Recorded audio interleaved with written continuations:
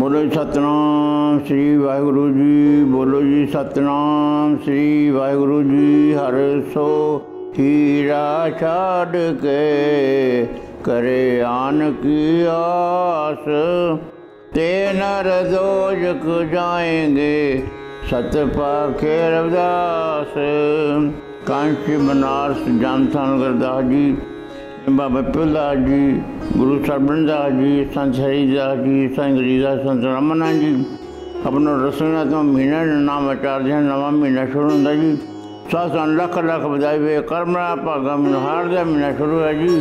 हार का महीना शुरू है जी। 7 लख लख बधाई वे करमरा भागा महीना होए जी।